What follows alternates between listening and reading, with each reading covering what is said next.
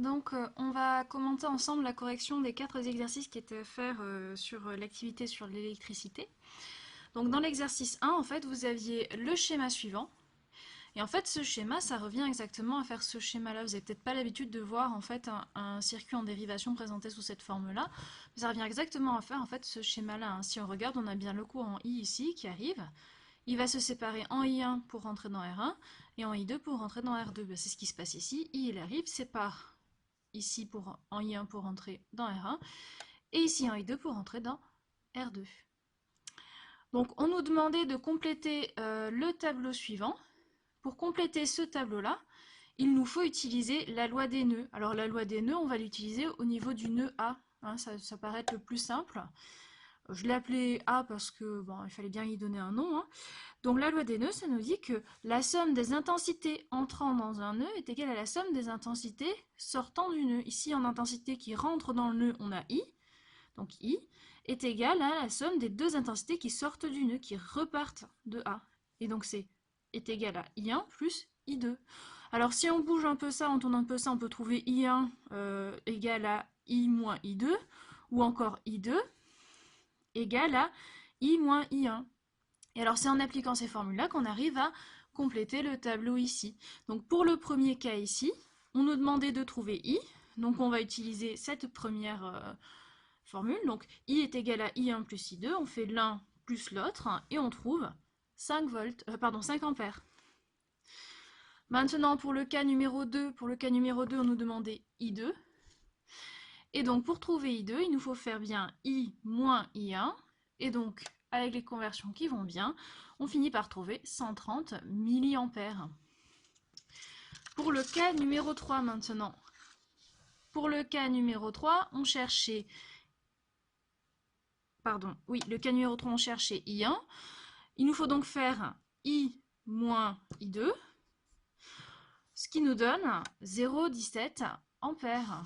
Le cas numéro 4 maintenant, il nous fallait trouver I2. On fait donc I moins I1, c'est-à-dire cette valeur-là moins celle-ci. Et ça vous donne à la fin 5848 ampères. Et enfin, la dernière, on vous demandait l'intensité I. Il faut donc additionner I1 et I2 qui étaient donnés dans le tableau. En faisant attention aux conversions, normalement, à la fin, ça vous donne 2033 ampères. Donc, on va passer à l'exercice 2. Dans l'exercice 2, vous aviez le même schéma que celui montré précédemment. On nous donnait les valeurs de UG, c'est-à-dire 12 volts, la valeur de la résistance R1 qui était égale du coup à 50 ohms et la valeur de la résistance R2 qui valait 100 ohms. On nous demandait en premier de calculer UR1. Et alors pour calculer UR1, il faut se placer en fait, il va falloir utiliser la loi des mailles. Alors on va utiliser la loi des mailles, mais pas dans n'importe quelle maille. Ici, si on regarde sur notre schéma, on a deux mailles. La première, c'est celle-ci. On ne voit pas. La première, ça va être celle-ci.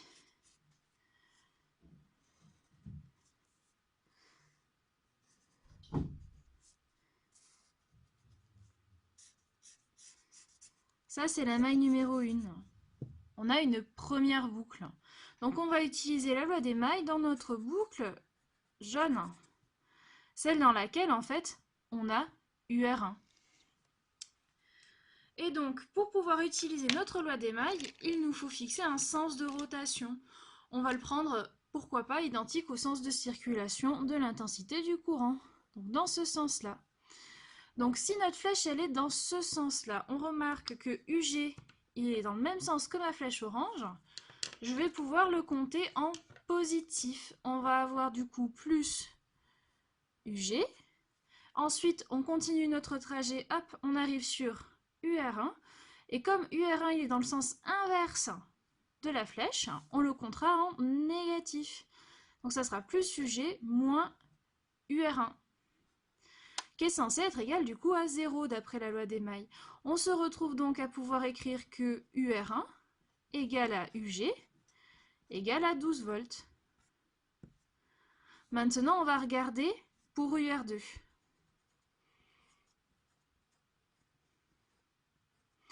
Pour UR2, on va utiliser exactement le même raisonnement, on va utiliser la loi des mailles, sauf que cette fois-ci, il va falloir choisir une maille dans laquelle R2 va apparaître. Donc on va se placer dans la maille suivante.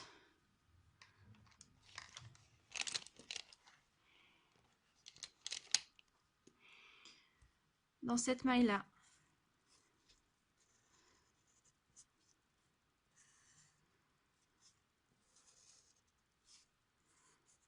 Donc on fait la loi des mailles dans la maille qui a été surlignée en rose ici. Et donc on va se fixer le même sens de rotation après tout. Il n'y a pas de raison de changer. Donc même chose, UG il reste toujours dans le même sens que le sens de rotation, on le compte en positif. Cette fois-ci, UR2, cette flèche-là, elle est en sens inverse, on va la compter en négatif. On a donc UG moins UR2 égale à 0, ce qui nous donne donc UR2 égale à UG égale à 12 volts. Voilà, c'est tout pour la question petit a. Pour la question petit b maintenant. En question B, on vous demandait de calculer la valeur de I1. I1, c'est l'intensité qui traverse la résistance R1. Eh bien, ici, on va utiliser du coup la loi d'Ohm. La loi d'Ohm, elle nous dit que UR1, la tension aux bornes de la résistance R1, elle est égale à la valeur de ma résistance R1 multipliée par I1. Ça revient à dire finalement que I1, il est égal à UR1 divisé par la valeur de R1. On remplace par ce qu'on connaît. UR1, on l'a trouvé au-dessus, c'est 12 volts. Divisé du coup ici par 50 ohms. Et donc 12 divisé par 50,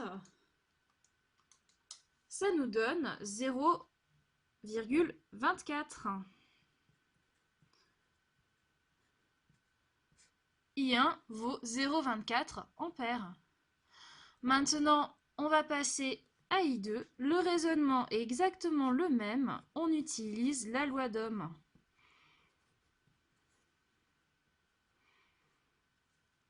Ici, là, du coup, et là. Et on se retrouve ici à appliquer la loi d'Ohm pour R2.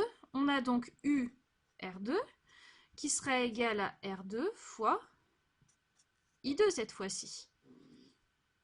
Ça revient à dire du coup que I2 c'est égal à UR2 sur R2.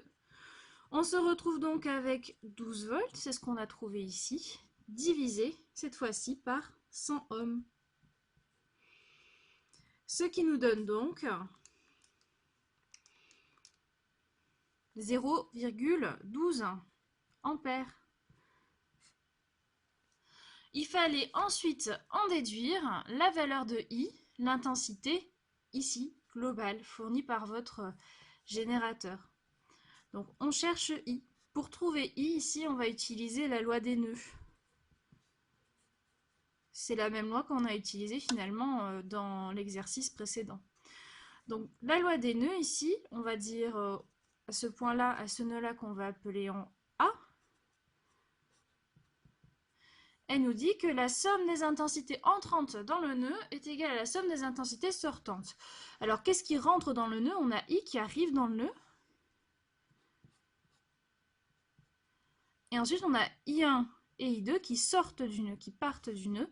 On a donc I qui est égal à I1 plus I2. On n'a plus qu'à remplacer par les valeurs qu'on a trouvées, c'est-à-dire 0,24 et 0,12. Ça nous donne donc, à la fin, une intensité égale à 0,36 ampères. Voilà, c'est tout pour cet exercice 2. On va passer du coup à l'exercice 3.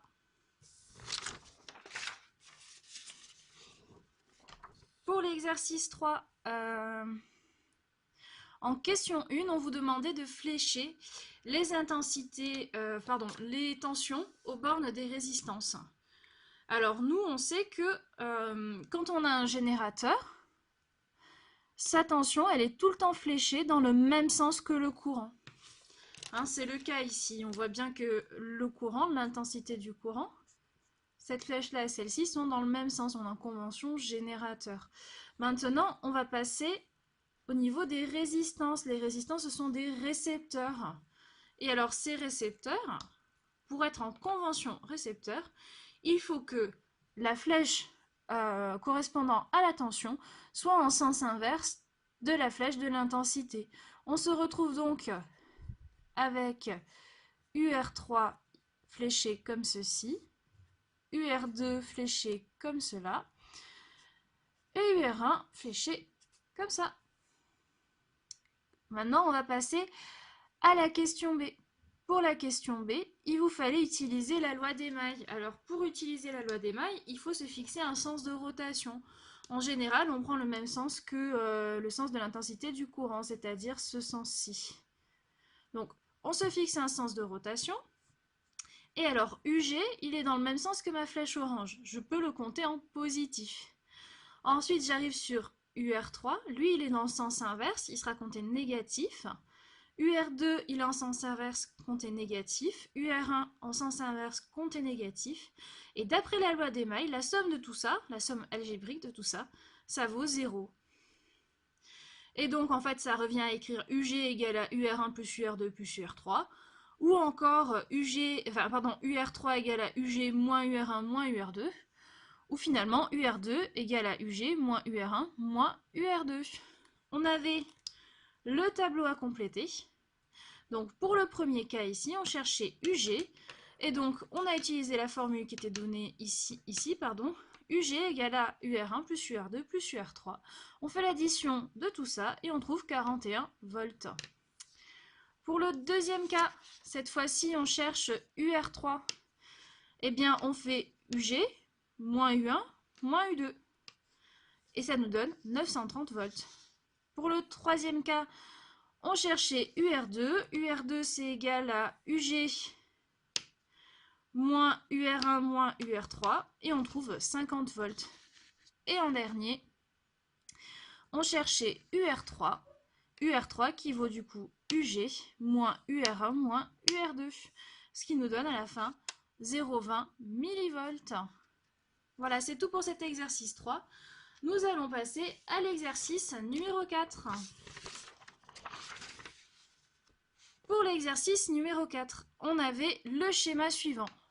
Ici, je vous ai remis en fait ce qu'on connaissait, ce qui nous était donné dans l'énoncé. Et on nous demandait ici directement de calculer la valeur de R3. Alors pour calculer R3, il n'y a pas 36 solutions. La seule formule qu'on connaisse qui fasse apparaître finalement la valeur d'une résistance, c'est la loi d'Ohm. Donc on écrit notre loi d'Ohm pour UR3, pour la résistance R3. Ça nous donne donc que la tension en borne de notre résistance R3, c'est-à-dire UR3, est égale à R3 fois I, l'intensité du courant qui traverse la résistance.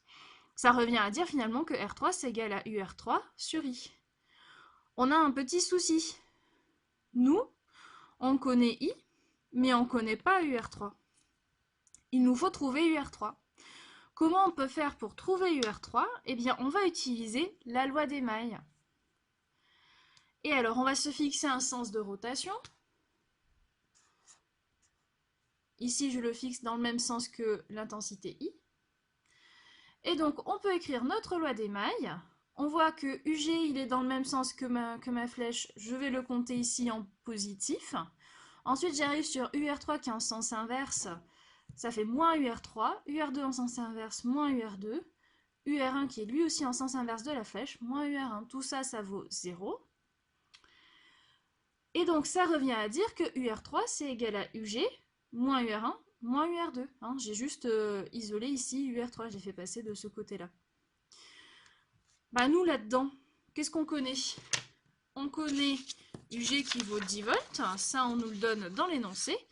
Il nous reste à calculer du coup UR1 et UR2. Pour calculer UR1, eh bien, il nous suffit de faire R1 fois I, tout simplement parce qu'on connaît la valeur de R1, 50 ohms, et on connaît la valeur de I. Hein. Ici, ce qu'on utilise pour calculer UR1, c'est notre loi d'Ohm, U égale à RI. On trouve UR1 égale à 2,5 volts. On fait le même raisonnement pour UR2. Cette fois-ci, on prend R2 fois I et on trouve UR2 égale à 5 volts. Maintenant, on n'a plus qu'à reprendre notre loi des mailles ici, avec UR3 égale à UG moins UR1 moins UR2, en remplaçant par les valeurs. Ça nous donne donc que UR3 c'est égal à 10, c'est-à-dire UG, moins UR1, c'est-à-dire 2,5, moins UR2, c'est-à-dire ici 5 volts. Vous trouvez UR3 égale à 2,5 volts. C'est bien beau tout ça, mais nous, ce qu'on cherchait au tout début quand même, c'était R3. Et donc, pour trouver R3, on reprend notre formule qu'on a donnée plus haut, R3 qui est égal à UR3 divisé par I. Maintenant qu'on connaît UR3 parce qu'on vient de le calculer, on peut remplacer. Et on trouve à la fin 50 ohms. Voilà, c'est tout pour cet exercice 4.